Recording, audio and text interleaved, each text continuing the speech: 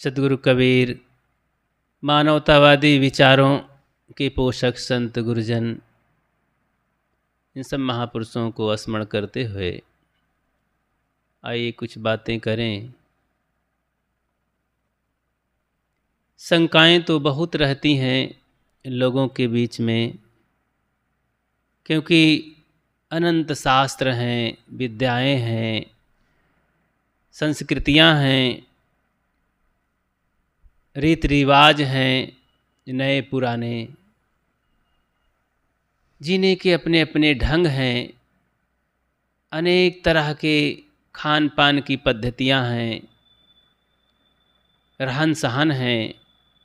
सब देख करके ऐसा ये मन चारों तरफ भवाटवी में भटक जाता है, कुछ सूझता नहीं है उसे। क्या करें, कैसे करें? जहाँ जाता है, जिन लोगों के पास पहुँचता है, अधिकतम यही सब कहते हैं कि मेरी बात सही है और इस मार्ग में चलने से हित है, कल्याण है। अनेक मत मजहब हैं, सब अपना अपना राग अलाप रहे हैं, सब जगह लोग भागे चले जा रहे हैं और जाते हैं, जुड़ते हैं। स्थिरता नहीं है कहीं।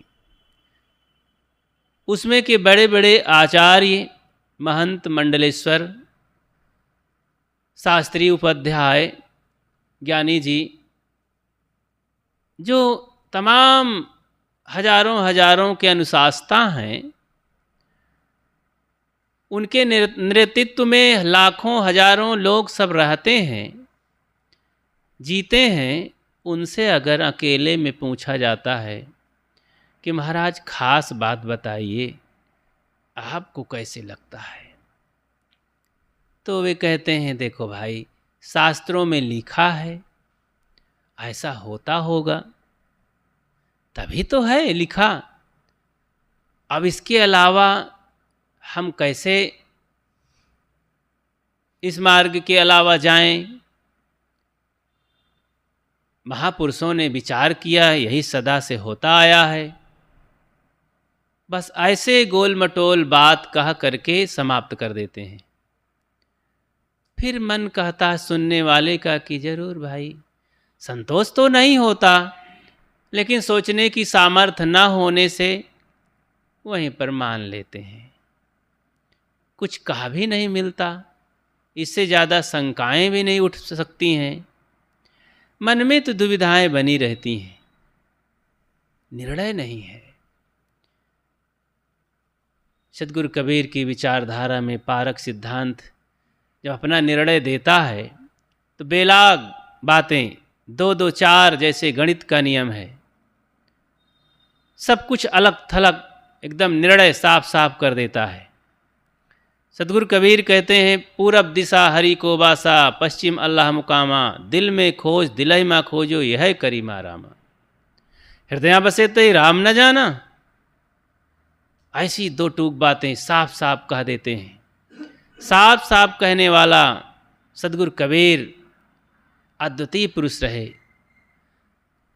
हजारों साल के इतिहास में लोग पता नहीं, बड़े बड़े विद्वान हुए, उनको लिखने पढ़ने, उनकी प्रशंसा करने वाले।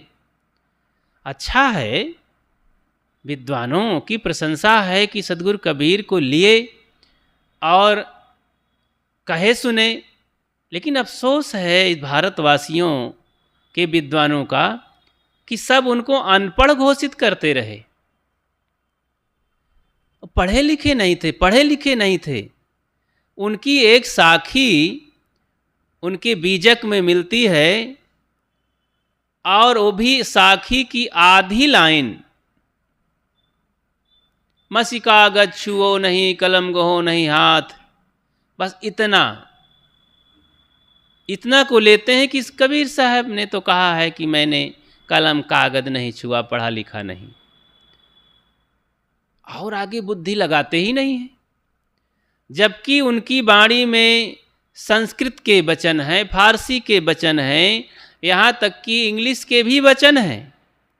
उस समय इंग्लिश नहीं थी, अंग्रेज नहीं आए थे, लेकिन कुछ ऐसी बातें मिल जाएंगी और शास्त्रों की बातें भरी पड़ी हैं, अनेक वेद की, उपनिषद की, पुराण की कहानियों को साहब ने उसको अलग थलग अपनी वाणी में गूंथ करके खूब कहा, खंडन किया।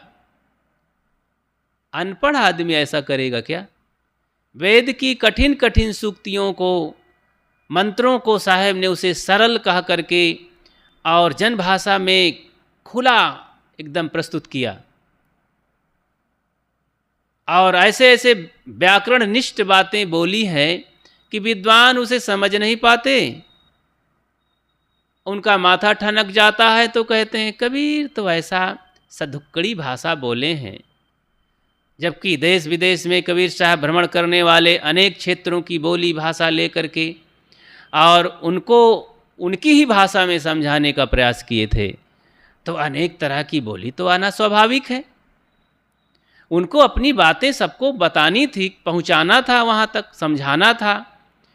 कोई अपनी भाषा और विद्वता दिखानी नहीं थी कि अपनी भाषा को चेंज ना करें। वो हर जगह चेंज कर देते थे, अपने सिद्धांत को चेंज करने वाले नहीं थे। लेकिन बोली भाषा तो चेंज की जा सकती है। अब अंग्रेजों के बीच में जाकर कोई पानी पानी जल जल करता रहे कि मैं संस्कृत में बोल रहा हूँ जल जल, तो बेचारे तो मुंह ताकते रह जाएंगे। अगर उनको समझाना है एक ही बार में तो वाटर कह दीजिए, वो दौड़ पड़ेंगे कि लाइए भाई शीतल कोल्ड वाटर जल्दी दीजिए, तो खुश हो जाएंगे। नहीं तो कहते रहिए पानी पानी, वो कहते हैं क्या कर रहे हैं। और जब वो आते हैं आपके बीच में तो आप ही की भाषा बोल करके यहाँ कब्जा करते हैं ना, लोगों तक पहुँचते हैं और पूरे भारत की धरती को रौंद डालते हैं। अंग्रेजी छोड़ करके सरल कुछ बनते हैं, टेढ़ी मेढ़ी हिंदी बोलते हैं, तब जाकर के सरल होते हैं और लोभ लालच देते हैं तमाम। वो तो ठग्गू थे और लुटेरा थे, देश को ठगने लूटने आए थे। वो तो साजिश, उनकी बात अलग है, लेकिन अपने को बदल करके आए थे ना, तभी तो यहाँ अपनी बातें प्रभाव डाल दिए और कुछ अच्छा भी काम कर रहे थे। क्योंकि बिना अच्छा के कहीं कोई प्रभावित होने वाला नहीं है। झूठ को प्रचार करने के लिए सांच जरूरी है, उसमें मिलाना, सच्चाई जरूरी है। सदगुरु कबीर आध्यात्मिक मानवतावादी विचार को प्रस्तुत करने वाले और दुनिया के समस्त मनुष्यों को अपनी बाहों में समेट लेने वाले बड़े कारुणिक हृदय वाले थे, करुणा के भवन थे। उनके हृदय में करुणा ही करुणा, दया ही दया, मानवता ही मानवता और सद्गुण ही सद्गुण मानो समाये हुए थे। सब निकल रहे थे फटाफट। जैसे कोई आषाढ़ महीने में किसी बिल से तीड़ी निकलने लगे, फटाफट झरझर झरझर निकलते हैं और पूरा आकाश लाल हो जाता है। पहाड़ों से निकलती हैं तीड़ी, वो टिड्डी। ऐसे ही सदगुरु कबीर के जब विचार निकलते थे चौराहे पर, तो सच्चाई ही सच्चाई, खरा खरा, उल्टवासियों के रूप में, अनेक शब्दों के रूप में, और हिंदुओं के लिए, मुसलमानों के लिए, ईसाइयों के लिए, सबके लिए निकल रहे थे फटाफट। हिंदू मुसलमान कहा करके उनके ज़माने में यही दो थे, तो पूरी दुनिया को संबोधित करते थे दो ही शब्दों में। सबके लिए, जो भी पाखंड करने वाले लोग हैं, अंधविश्वास में फंसे लोग हैं, वो समस्त लोगों को उनकी बातों में सब बातें आ जाती हैं। जीवन को सुधारने के लिए, जागने के लिए वे सारी बातें कह देते हैं। अब मुलाहजा नहीं करते हैं, प्यार भी देते हैं, लेकिन थप्पड़ भी लगाते हैं। उनको कहते पढ़े लिखे नहीं थे, व्याकरण के हिसाब से स्वर और व्यंजन को उन्होंने व्यवस्थित करके सुनियोजित करके 34 अक्षर का उन्होंने एक एक अक्षर पर पूरा ज्ञान 34वां अध्याय ही बना डाला, और एक एक अक्षर में लगता है वेद शास्त्र भरा हुआ है। इतना गहन गंभीर उन्होंने अर्थ दिया। आत्मज्ञान एक अक्षर को ले लीजिए, कल्याण की पूरी सामग्री है। का खा गा घा, स्वर को तो उन्होंने एक ही अक्षर में समाहित कर दिया। ओंकारात जो जाने लिख के मेटे ताहि सुमाने, एक संकेत कर दिए कि सारे स्वर इसी में हैं। और फिर आगे बढ़ गए, का से लेकर के ज्ञा तक अब पूरी बातें कह देते हैं। ज्ञान का खजाना है। अनपढ़ करने वाले लोगों को शर्मिंदा होना चाहिए, क्षमा मांगनी चाहिए। ऐसा क्यों कहे? ऐसे महान पुरुष, आचार्यों का आचार्य, विद्वानों का विद्वान, और उनको लोग ऐसा कहा करके लोगों के दिल में भ्रम फैला दिए। कितने लोग वंचित रह गए सदगुरु कबीर के विचारों से। लेकिन उनका विचार इतना व्यापक था, तब भी तमाम तरह के बाउंड्री खड़ा करने के बाद भी पूरे देश में विदेश में सदगुरु कबीर के विचार फैल गए। उस ज़माने में न कोई विज्ञान का ज़माना था कि लाउड स्पीकर लगा करके और दूरदर्शन से और टीवी चैनल से और ऑनलाइन से प्रचार कर दिया जाए, एक ही दिन में दुनिया में फैल जाए। आज तो वो ज़माना आया है। वो ज़मानों में बैलगाड़ी थी, नदी नाले में कोई पुल नहीं था, जाने आने में कितनी मेहनत थी। अपनी बात को पहुंचाने के लिए कोई पत्राचार करके, और गुरुदेव जी का विचार प्रचार तो पत्राचार में भी नहीं हो पाया होगा। किनको उनको पत्र लिखने की फुर्सत रही होगी? वो तो कुछ लिखते ही नहीं हाथ से। उनके शिष्य लोग अपना काम कर रहे थे, लिखते पढ़ते थे, उनको अच्छा लगता था। सदगुरु श्री भगवान साहेब, जागू साहेब, सुध गोपाल साहेब, ये सब बहुत संत उनके पास थे, विद्वान जन भी थे, राजा महाराजा थे। ये सब लिखते पढ़ते थे, टाँकते थे। जैसे आज ये तमाम पत्रकार लोग मंत्रियों के पीछे लगे रहते हैं। मंत्री बुलाते हैं क्या कि आइए आइए, ये तो सब बुलाने वाले भी होते हैं कि हमारा प्रचार ज़्यादा से ज़्यादा हो। सदगुरु कबीर तो महानिर्वाणी संत, निष्कामी संत थे, संतों के संत थे, सिरमौर थे। वो किसी को काहे बुलाने जाएंगे अपने प्रचार के लिए? वे स्वयं बोलते थे, जिसकी सबकी गरज थी। अपने कल्याण की बातों को सुनने के लिए कानों तक पहुंच जाती और समझ में आती तो लोग दौड़ पड़ते थे, उनके पीछे चलते थे। हर संप्रदाय मत पंथ के लोग उनके पीछे चले। तो सदगुरु कबीर एक महान संत थे और महान समाज के सुधारक थे। जिधर देखो, जो भी कहो, उनमें महानता ही महानता थी। वो सत्य से ओतप्रोत थे, आत्मज्ञान से भरे थे, कोई कसर खोट नहीं थी। आज 600 वर्ष हो जाने के बाद न विज्ञान से टकराती है, न कोई शास्त्रों से बातें टकराती हैं। शुद्ध पवित्र मानव जीवन की बातें वो बताती हैं। कोई भी इंसान उनके बताए मार्ग को अपना करके जीवन सुधार कर सकता है और जीवन की हकीकत को जान सकता है। लेकिन संसार के लोग तो पक्ष में पड़े हैं, और पक्ष में पड़ने वाला जीवन को कभी नहीं सुधार सकता। पक्षा पक्षी के कारणे सब जग रहत भुलान, निष्पक्ष होय के हरि भजय सोई संत सुजान। निष्पक्ष हो करके हरि का भजन करो, ना हरि भजस न आदत छूटी। शब्द ही समुझ सुधारत, ना ही आंधर भय हियव की फूटी। ना ये लोग हरि का भजन करते हैं, ना इनकी गंदी आदतें छूटती हैं।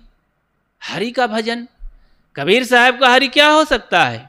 कबीर का हरि कोनो आकाश में नहीं बैठा है, न कहीं कोई मंदिर में बैठा है, न गिरजाघर और मस्जिद में बैठा है कि वहाँ जाने पर उठ खड़ा होगा और वो कहेगा कि हाँ आइए कबीर साहब। कबीर साहब का हरि तो हर समय पास में है, और जगह जगह ये मानवता और प्राणियों में, नर नारियों में, सभी शरीरधारियों में उनका बैठा हुआ है। घटवासी राम, राम रमे ते कुकुरी के पूता। साहब ने कहा तो राम तो वो हरि तो भगवान तो कुकुरी के पूत में, एक कुतिया के बच्चे में भी है। सामान्य जीव है, कुत्ता बहुत सामान्य गरीब जानवर है।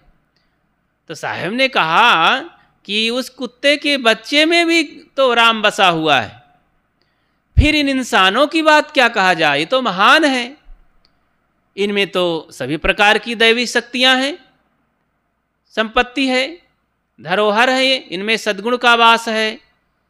तो इस तरह से सद्गुरु कबीर का जो राम है, हरि है, मालिक है, वो सब भीतर ही है।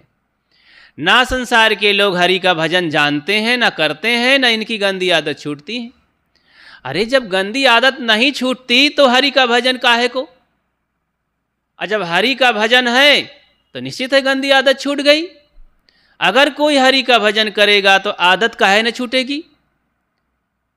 अब आदत छूट जाएगी तो प्रमाणित हो गया कि हरि भजन हो गया। तो जो भूला हुआ है वो हरि को नहीं जान पाएगा, जो हरि को जान लिया वो भूला हुआ काहे को? वो भूला हुआ नहीं है, ये साफ साफ बात है। तो सद्गुरु कबीर का जो राम है, परमात्मा है, खुदा है, मालिक है, वो भीतर है, सबको भीतर बताते हैं। भीतर चलो, अंतर्मुख हो, उसको जानो समझो, तुम्हारी शक्ति, तुम्हारी सत्ता, तुम्हारी ताकत भीतर है। ये बाहर की ताकत बाहर ही रह जाएगी। ठीक है, शरीर है, बाहर की ताकत का उपयोग करो, जन समाज, पैसा कौड़ी, शरीर का बल, स्वास्थ्य बाहर की ताकत है। व्यवहार बर्ताव बाहर की ताकत है, अच्छा व्यवहार करो। लेकिन भीतर की ताकत है अपने आप को जानना, अपनी आत्मा में रहना, अपने आप को समझना, उसमें स्थित होना। उसको नहीं जाने तो कुछ नहीं जाने। माना है कि दुनिया के सभी साज जाना है, अपने आप को न जाना तो खाक जाना है। माना है कि सब कुछ जान लिया, आप दुनिया की बहुत बड़े विद्वान हो गए, सब तैर लिए, इतिहास भूगोल तमाम तरह की बातें, इतना जनरल नॉलेज भर लिए कि जो भी पूछो, जिस दुनिया की बातें और छोर पूछो सब मानो। कंप्यूटर माइंड, आजकल के बच्चे होते हैं ना, तमाम कंप्यूटर माइंड वाले होते हैं, तो चैनल में दिखाते हैं कि कुछ भी प्रश्न कर लो सब बता देता है छोटा सा बच्चा। ठीक है, वही बच्चा बड़ा होगा तो इतना उलझेगा कि सब भूल जाएगा। ये दुनिया के चक्कर में ऐसा रगड़ा खाएगा कि बच्चा का कच्चा निकल आएगा सब। तो वही तो जवान हो करके सब यहाँ भटकते हैं। ठीक है, कुछ स्मरण शक्ति बढ़िया है और कुछ सिखाने से, कुछ सीखने से ज़्यादा जान लिया, और कुछ यहाँ शब्दों को रट लिया, तो भीतर के राम को जान लिया तो मानो सब कुछ जाना हुआ हो गया। और कुछ जाने चाहे ना जाने, अपने आप को जान लिया, फिर क्या जानना है, क्या फर्क पड़ जाएगा? हमने तमाम दुनिया को नहीं जाने, अपना घर पहचान लिए, अपने घर के मालिक को जान लिए, अब गांव भर के नाम घर नहीं जाने तो क्या फर्क पड़ता है? अपने घर में आना जाना करना, अपने घर में आराम करना है, अपने घर के मालिक से बात व्यवहार करना है। और गांव वालों के तमाम घर में क्या है, कितनी कोठरियां हैं, क्या जानने की ज़रूरत है? कौन रहता है, कौन सोता है, कौन बीमार है, नहीं जाने तो क्या फ़र्क पड़ता है? हम अपने को जाने, अपने को जान लिए, मैं शुद्ध बुद्ध अजर अमर आत्मा हूँ, शरीर से अलग हूँ, शरीर नाशवान है, शरीर एक दिन मर जाएगा और ये मिट्टी में मिल जाएगा, ये थोड़े दिन का है, इसलिए मैं इसमें ना मोहित हूँ, ना आसक्ति बनाऊँ, बस ये व्यवहार और साधना करने के लिए है। ऐसा समझ करके मैं हकीकत को जान लूँ, फिर बस अपनी तरफ लौटूँ। सद्गुरु कबीर कहते हैं उसी ज्ञान 34 में, छच्छा आहि छत्रपति पासा, छक किन रहौ मेट सब आशा। 6 अक्षर के माध्यम से सद्गुरु कहते हैं कि छत्रपति परमात्मा मालिक एक छत्र राज करने वाला तुम्हारे पास में ही है। छक कि नहीं रहो मेट सब आशा, खूब छक लो, उससे आनंद ले लो, उसी को जान लो, छक लो। छकना कहते हैं ना, खूब खा लो, तो कहते खूब छक लिया। तो ऐसे ही ध्यान भजन साधना करके, स्वरूप स्थिति करके आप अपने आप को इतना बोधित हो जाओ कि लगे छक लिया। पूरा जीवन लंबे समय तक मैंने खूब छका आत्मा आनंद का, ध्यान समाधि का, भक्ति भजन का, साधना का, अपने सद्गुण में जिया। खूब छक लो, अपने आप को जान लो। जरा भी एक कण भी भीतर, एक कतरा भी मन में संदेह न रहे कि मुझसे अलग कोई परमात्मा भगवान भवानी ईश्वर है, वो जब दर्शन देगा और कृपा करेगा तभी सुख शांति मिलेगी, कुछ भी संदेह न रहे। तो छकना हुआ। अरे अभी भूख बनी है कि और कोई दे दे, और कुछ मिल जाता तो अच्छा है। टकर टकर निहार रहे हैं भंडार की ओर, खिलाते नहीं है अभी, तो क्या छकना हुआ? ये तो अधूरापन हुआ ना। और खूब भरपेट खा पी लिए, मटेरियल सब। अब कोई कुछ भी देता है, मलाई घी दूध रसगुल्ला है, नहीं भाई इतना छक लिए हैं, अब जगह नहीं है। ऐसे ही भजन में इतना छक जाओ, चारों तरफ जो बवंडर उड़ रहा है, वहाँ एक भगवान दर्शन देने वाला है, वहाँ बोला, वहाँ पीपल में भगवान उपस्थित हुआ। इतना छके रहो कि यह सब पाखंड है, सब झूठ है। यहीं से तुम्हारी नज़रें काम करने लगें कि मैंने यहीं से देख लिया, सब झूठी है बातें हैं। कहीं भी कुछ हो अगर पाखंड झूठाई की बातें, तो जिसकी दृष्टि खुल गई है, विवेक नेत्र खुल गए हैं, तो कहीं भी रहे वो देख लेता है। वो संजय की भांति हो जाता है।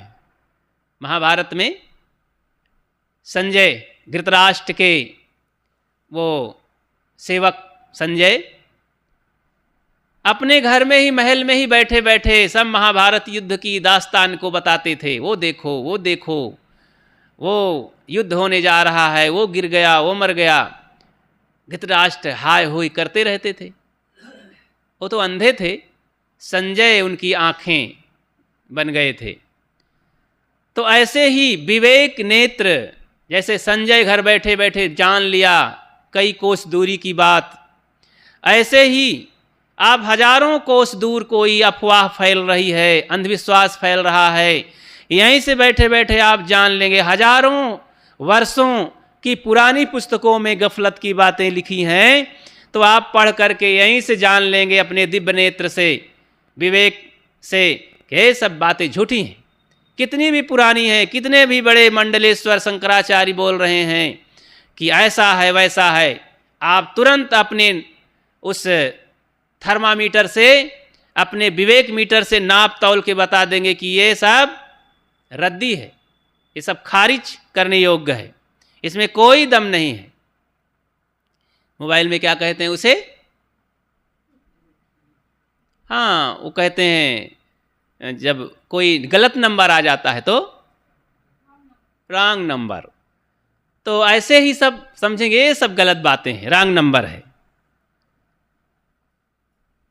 लेकिन जब तक दिव्य अपने नेत्र खुले नहीं है, विवेक नहीं है, अपने छत्रपति का पता नहीं है, तो सोचते हैं कहीं तो होगा, कहीं तो होगा मालिक, वही तो दुनिया चलाता है। तो खोजते रहो फिर सारी ज़िंदगी। बाप दादा चले गए, परपाजा चले गए, तुम भी चले जाओगे, आपके बेटे बच्चे सब चले जाएंगे और सब खाली हाथ जाएंगे, कुछ नहीं लगेगा हाथ। इसलिए होश में आना चाहिए। छच्छा आह छत्रपति पासा, छक किन रहो मेट सब आशा। मैं तो ही छिन छिन समझावा, मैं तुम्हें बार बार समझा रहा हूँ। अपने आँखों को खोलो, बाहर की आँखें हैं ये चर्म नेत्र। इसके लिए ऋषि हमें बताते हैं, पीछे चलिए थोड़ा से, बात को और उदाहरण देकर के प्रमाणित करने के लिए बातें हैं। यक चक्षुषा न पश्यन्ते चक्षुंस पश्यत तदेव ब्रह्मत्वं विद्यनेदमिदमुपासते। यन्मनसा न मनुते नाहुर्मनोमतं तदयो ब्रह्मत्वं विद्धि नेदं विदुमुपासते। इस तरह से हर इंद्रियों के बारे में ऋषियों ने अपना जजमेंट दिया और अपना विशेष कथन कहा, अनुभव बताया। आँखों से जो हम देखते हैं वो भजने योग्य नहीं है, वो ईश्वर परमात्मा देवता नहीं है। आँखें जिसकी सत्ता से देखती हैं वो भजन करने योग्य है, वो परमात्मा है, वो पूज्य है। किसकी सत्ता से आँखें देखती हैं? आत्मा की सत्ता से। आत्मा जिस दिन निकल जाएगा तो ये सारी इंद्रियां और इसकी हलचल सब समाप्त हो जाएगी। लोग कहेंगे भैया कुछ नहीं है, प्राण पखेरु निकल गए। जा दिन निकल जाएगा जीव तन से, नहीं कर्म होंगे न इंद्री न मन से, कोई काम होने वाला नहीं है। तो पर आ जाएगा खोखा। लिल्लिल घोड़ी तो देखे होंगे, दुलदुल घोड़ा भी कहते थे, अब सब वो बंद हो गया है। 40-45 साल पहले जब घर गृहस्थी में शादी होती थी लड़की लड़कों की, तो उस ज़माने में आजकल के तमाम इलेक्ट्रिक साधन डीजे वगैरह नहीं हुआ करता था। तो सब समय अपने अपने ढंग का शादी ब्याह में लोग मनोरंजन करते थे। तो कागज का एक घोड़ा बनाते थे, खोल बीच में छेद हुआ करता था, तो आदमी उसमें खेल दिखाने वाला घुस जाता था, कमर में बांध लेता था और घंघरी बांध लेता था कमर के नीचे, उसी घोड़े में लगी होती थी कागज के खोल में, और लगाम लगा करके बढ़िया सज लेता था, बनावटी तमाम तरह के क्रीम लगा करके और रंग रोगन सब सज करके एकदम सवार, और फिर लगाम खींचता रहता था। तो कागज का घोड़ा इधर उधर हिलता डोलता, कभी कभी उछल के पीछे पैर भी मार देता, तो बच्चों को मज़ा आ जाता कि ओहो भागो भागो, बहुत घोड़ा नाचता है। वही आदमी घुसा है उसी में उछलता था, घंघरी से पैर दिखता नहीं था, तो अपना ही उसी में कूदता रहता था और धीरे से सिर, उसका घोड़े का सिर हिलाता रहता, तो बड़ा अच्छा लगता था। सब लोग चारों तरफ से वाह भाई वाह, उसकी शादी में तो घोड़ा आया था, दुलदुल घोड़ा। बीच में 10-20 मीटर दौड़ लगाता था रास्ते में, तो लगता था कितना सरपट घोड़ा दौड़ रहा है, वाह ये तो बढ़ गया, लगता है अरबी और तुर्किस्तान से आया है। मज़ा आ जाती थी लोगों को। तो लेकिन फिर क्या करता, थोड़ी देर में खेल तमाशा जब अगवानी वगैरह हो जाती तो निकाल के खूंटी में टांग देता था घोड़े को, और अपना निकल करके हाथ मुँह धोता, खाता पीता था। तब कोई नहीं कहता था ये कौन आदमी है, और घोड़ा टंगा रहता था खूंटी में, साइकिल में बांध के चला जाता था कभी फिर सुबह पहर। ऐसे ही ये शरीर, ये खोल है, इसमें जो घुसा हुआ है, इसको नचाने वाला वो एक दिन चला जाएगा, उसके रहने से ये नाच रहा है, नहीं तो ये कोई इंद्री काम करने वाली नहीं है, ना आँख ना मुंह ना कान, कोई इंद्री जरा से भी ये हिलने डुलने वाला नहीं। निकलते ही तुरंत एक भी मिनट का देरी नहीं लगती है, जीव के निकलते ही, सांस रुकते ही ऐसा उल्टी क्रिया चालू होती है शरीर में।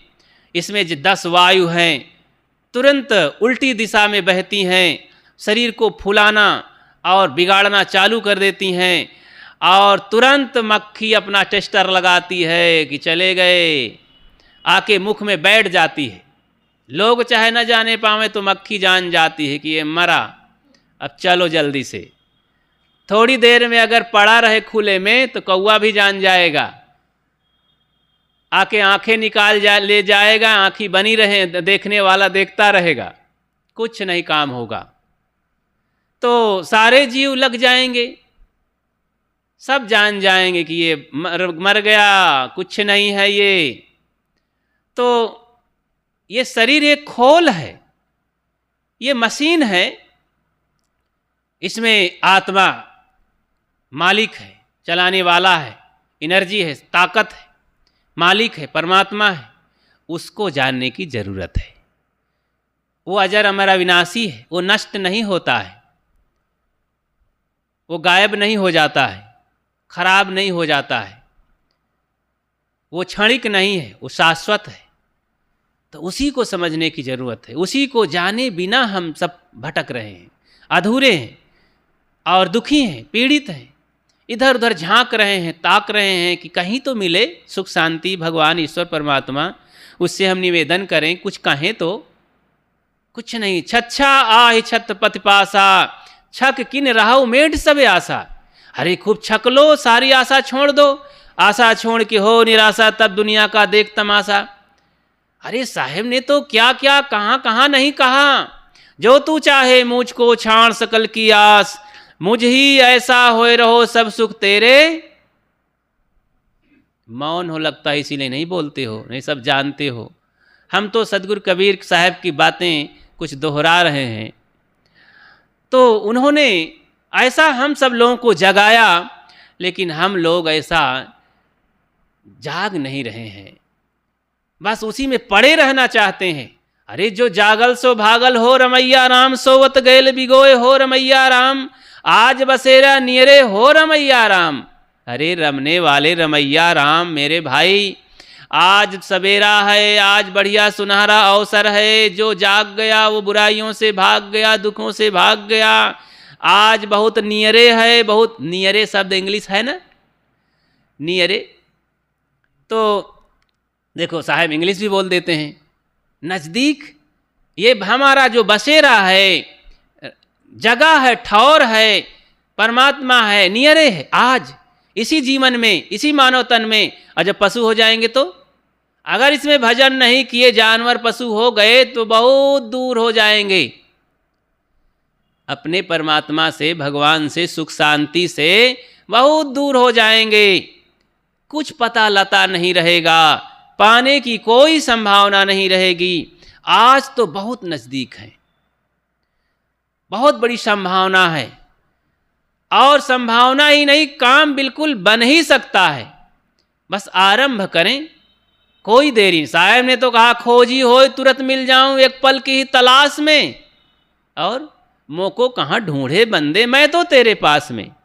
है बंदे मुझको कहाँ खोज रहा है, इधर देख। तो साहब लगता है हाथ पकड़ करके भी डांटते थे, इधर देख कहाँ भटक रहा है, कहाँ खोज रहा है। मैं इधर हूँ, मैं मतलब आत्मा, अपना मालिक, मैं इधर हूँ, भीतर हूँ, तू बाहर क्यों।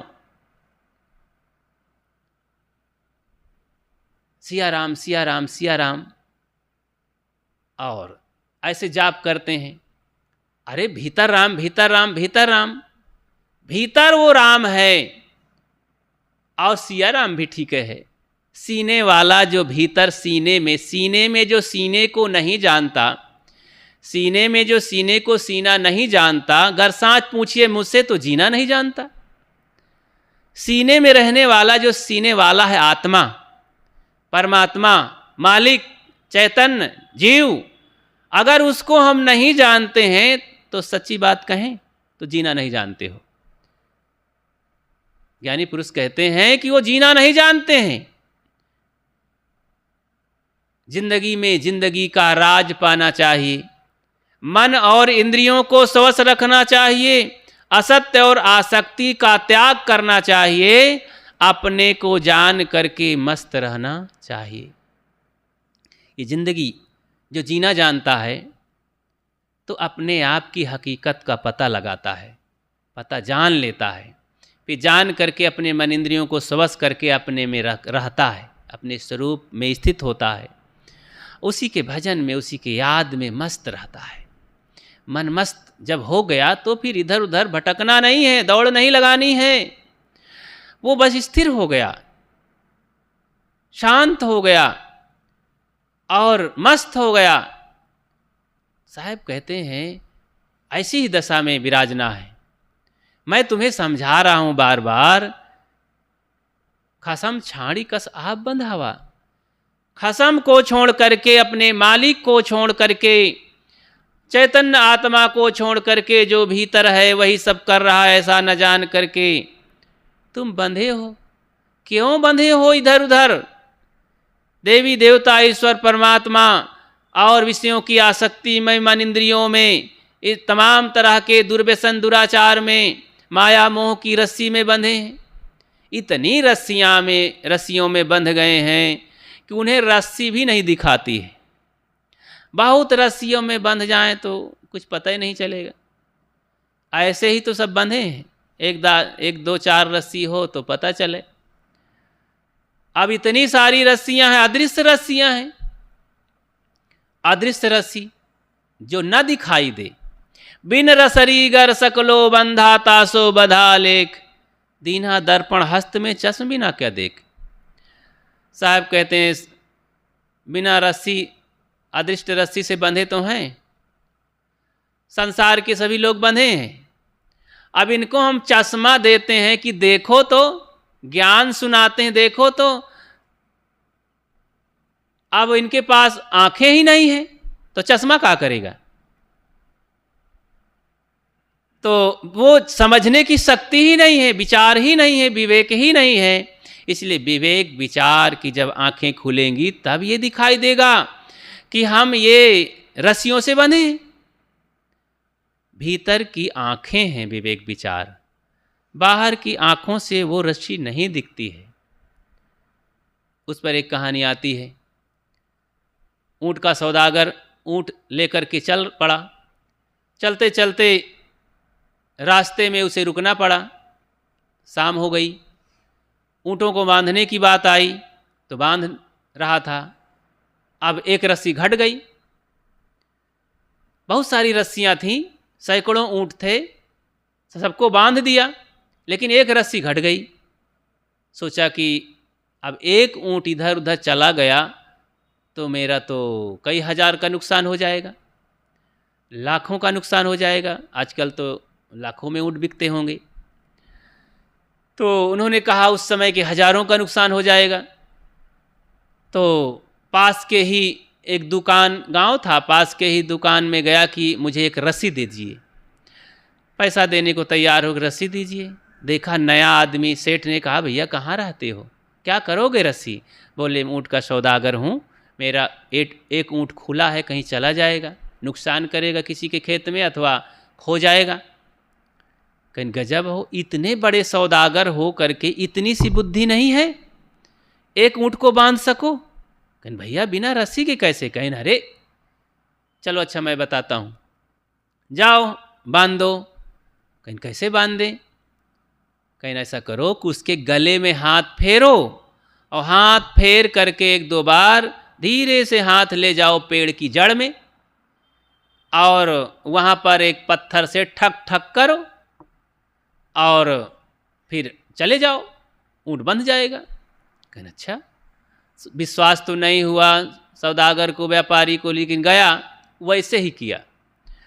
ऊँट के दिल में एक मानसिक प्रभाव डाल दिया, पड़ गया, डाल क्या दिया, वो पड़ गया। ऊँट के गले में हाथ फेरा तो ऊँट समझने लगा कि अरे सबको बांधा, मुझे भी बांध दिया। और फिर धीरे से हाथ बढ़ा करके पेड़ की जड़ में और ठक ठक पत्थर से मारा तो ऊँट ने सोचा कि ये तो खूंटा गाड़ दिया और बांध दिया जड़ में, खूंटा गाड़ दिया। चुपचाप पागुर मारता रहा, जुगाली करता रहा, ऊँट बैठ गया वहीं। रात भर बैठा जुगाली मारता रहा, सभी ऊँट बैठे रहे। सुबह व्यापारी बड़े सुबाही सभी ऊँटों को खोला कि सुबाही चलना है, यात्रा करनी है। और उस ऊँट को खोला ही नहीं, क्योंकि व्यापारी देखा कि तो बंधा ही नहीं। सभी ऊँट चल पड़े, अब वह ऊँट उठ ही नहीं रहा था। लाठी उठाया, दिया दो चार लाठी, ऊँट इधर उधर मचल मचल करके और ज़्यादा चिल्लाने लगा, आवाज़ करने लगा, लेकिन उठने का नाम ही नहीं ले रहा था। व्यापारी को बड़ी चिंता हुई कि लगता है कोई जादू डाल दिया, ये सेठ क्या बता दिया, क्या कर दिया, मेरा ऊँट उठ नहीं रहा। सारे ऊँट बढ़े चले जा रहे हैं आगे। तो दौड़ के गया, अरे भाई आपने क्या कर दिया? कहीं ऊँट को खोला कि नहीं? कहीं वो बांधा कहाँ है? अरे भाई जैसे बांधे हो वैसे ही जाओ खोलो। कहना अच्छा कहाँ, बिना वैसा खोले उठ ही नहीं सकता हो। व्यापारी तुरंत गया और ठक ठक जड़ में मारा पत्थर, तो ऊँट समझा कि खूंटा उखाड़ दिया। फिर उसके गले में हाथ फेरा तो कहना तो रस्सी खुल गई। तुरंत मेरे साथी निकल गए हैं, जोर से भागा ऊँट, अपने साथी झुंड में जाकर मिल गया। व्यापारी आश्चर्यचकित रह गया कि गजब का मंत्र था, इतना बड़ा व्यापारी हो करके मैंने रस्सी खोलना नहीं जाना। तो ऐसे ही अदृश्य बंधन से ऊँट बंध गया था। मान्यताओं का बंधन अदृश्य बंधन है, विषयों का बंधन, ममता मोह का बंधन, तमाम ये अदृश्य बंधन है। संस्कारों का बंधन, इसमें हम बंधे हैं, इसको हम इन आँखों से नहीं देख सकते हैं। भीतर की विवेक चक्षु जब खुलेंगे, विवेक नेत्रों से देखेंगे, तब जाके दिखाई देगा कि हम कितने बंधनों से बंधे हैं। और ये रस्सी जब तक खुलेगी नहीं, हम तो इसी में मरते रहेंगे, दुखी रहेंगे, कभी छूट नहीं सकते, कभी स्वतंत्र हो नहीं सकते। बाहर से चाहे जितना धनी हो जाएं, पैसे वाले हो जाएं, और तमाम लोगों में रोब गांठें, ज्ञानी विद्वान हो जाएं, हम तो रस्सी में बंधे गुलामी झेल रहे हैं। आदतों के बंधन में, इंद्रियों के बंधन में, विषयों के बंधन में गुलाम बने पड़े हैं। हम स्वतंत्र कभी नहीं हो सकते हैं, कभी नहीं सुखी हो सकते हैं। भगवान भवानी ईश्वर परमात्मा के बंधनों में जकड़े हुए हैं। ये अदृश्य बंधन है, ये बाहर से नहीं दिखता है। इसलिए प्यारे बंधुओं, साथियों, हमें इन सारे बंधनों को विवेक विचार के नेत्रों से देखना होगा और साधना, त्याग, बैराग के औजार से सबको काट फेंकना होगा। तभी जीवन पवित्र होगा, खुशहाली आएगी।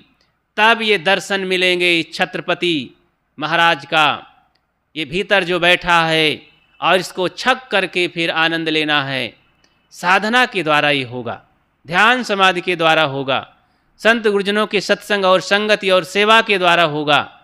बिना ऐसा किए ऐसे नहीं मिल सकता है। की बल छूटे या अपना कीरे छुड़ावे पीव।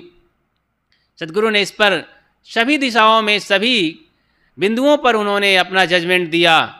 अगर कोई सोचता है कि हमें गुरु संत की ज़रूरत नहीं है, तो हाँ वो भी ठीक है, लेकिन ऐसा कोई प्रमाण नहीं मिलता है। ऐसा प्रमाण अगर खोजने लगो इतिहास के पन्नों में, तो आज तक थोड़ा सा झलकियाँ मिलती हैं कि सद्गुरु कबीर और तथागत बुद्ध जैसे महापुरुष हो सकते हैं। स्थूल रूप में उन्होंने गुरु नहीं बनाया, लेकिन गुरु काहे नहीं बनाया? बहुत गुरु हैं, शुरू से गुरुजनों से ही तो सीख करके आगे बढ़ते गए। अब वो चाहे छोटे गुरु हों चाहे बड़े गुरु हों, गुरुजनों से ही सीख करके तब ये ज्ञान भीतर से स्फुरित हुआ और आत्मज्ञान हुआ, बुद्धत्व को प्राप्त हुए, आत्मज्ञानी बन पाए, शांति और निर्वाण को प्राप्त हुए। ऐसे ही नहीं हो गया है। तो कोई पीव जब होगा, गुरु संत होगा, मार्गदर्शक होगा, वो जब उनकी शरण में बहुत काल तक, दीर्घ काल तक सेवा संगति करेंगे, तभी तो हमारे हजारों साल पहले ऋषियों ने कहा कि उठो जागो गुरु की शरण में चलो। सद्गुरु कबीर ने कहा, जहाँ धीर गंभीर अति निश्चलता उठ मिलहु कबीरा। कबीर साहब ने तो गुरु की बात, गुरु की महत्ता पर इतना कहा है, इतना गुरु के महत्व को समझाने वाले, गुरु की शरण को बताने वाले, भला कैसे नहीं गुरु का महत्व किए होंगे। तो वो जानते हैं इसका महत्व, इसलिए गुरु की शरण में जा करके हमें मार्गदर्शन लेकर के, सेवा करके, अपने चित्त को शुद्ध करके तब आत्मदर्शन हम पा सकते हैं। दर्शन को दिल चाहिए तो दर्पण मांजत रहिए, दर्पण में लागी काई तो दरस कहाँ से पाई। दर्पण में, हमारे मन रूपी दर्पण में काई लग गई है। जैसे सुबह के सत्र में आप सुने होंगे, मल विक्षेप आवरण की काई लगी हुई है, पर्दा पड़ गया है दिल दिमाग में हमारे, हृदय में उस पर्दे को फाड़ डालना होगा, साफ करना होगा, तब वो साफ दर्शन दिखाई देगा। तो दर्शन करें उस छत्रपति भीतर जो बैठा है, उसको छक करके हमें आनंद लेना है, साधना करके, पवित्र जीवन जी करके। साहब का जो समझाना है, वे समझाते हैं कि अरे भाई क्यों इधर उधर तू फंस गया है, मेट सब आशा, सारी आशा को छोड़ करके, बाहर की सारी आशा वासना को छोड़ करके अपने आप का भरोसा करो, अपने आप का भरोसा करो। लोग अपने पर भरोसा ही नहीं रखते हैं। जो अपने पर भरोसा नहीं करता वो कहीं भी भरोसेमंद नहीं हो सकता है, कभी भी उसका कल्याण नहीं हो सकता है। ईश्वर परमात्मा, भगवान भवानी, देवी देवता के भरोसे बैठे बैठे कुछ नहीं हो पाया आज तक। सब नरक में चले गए, बंधन में चले गए। तम्बाकू भी नहीं छोड़ पाए लोग, कोई भी बंधन नहीं छोड़ पाए। तो कैसे हम माने? है कोई जीता जागता उदाहरण? ईश्वर परमात्मा की बदौलत किसी ने अपनी आदत को सुधार किया हो, शांति को पाया हो? नहीं है कोई उदाहरण। कुछ सात्विक मनोरंजन करते हुए ईश्वर परमात्मा के भरोसे कुछ सात्विक आनंद पाया, कुछ धार्मिक जीवन जिया, लेकिन शांति को, गति मुक्ति को और जीवन के रहस्य को तो समझ ही नहीं पाया, भटकता ही रहा, दुविधा में ही जिया। इसलिए अपने आप का भरोसा करो, भरोसेमंद बनो, तब जाके पता चलेगा अपनी ताकत का, अपने हैसियत का, अपनी सत्ता का भान होगा। सद्गुरु उसी के लिए कहते हैं कि आप छत्रपति हैं, भीतर बैठा है, इसे जानो और छक करके उसका आनंद लो इसी जीवन में। बस अभी इतना ही, और फिर इन्हीं बातों को ध्यान करके जरा मंत्र जाप करें। ओम शुद्ध चैतन्य ज्ञान स्वरूपम अजराहम अमराहम अखंडम अनूपम अहम शुद्ध चैतन्य ज्ञान स्वरूपम अहम शुद्ध चैतन्य ज्ञान स्वरूपम अजराहम अमराहम अखंडम अनूपम अजराहम अमराहम अखंडम अनूपम अहम शुद्ध चैतन्य ज्ञान स्वरूपम अहम शुद्ध चैतन्य ज्ञान स्वरूपम अजराहम अमराहम अखंडम अनूपम अजराहम अमराहम अखंडम अनूपम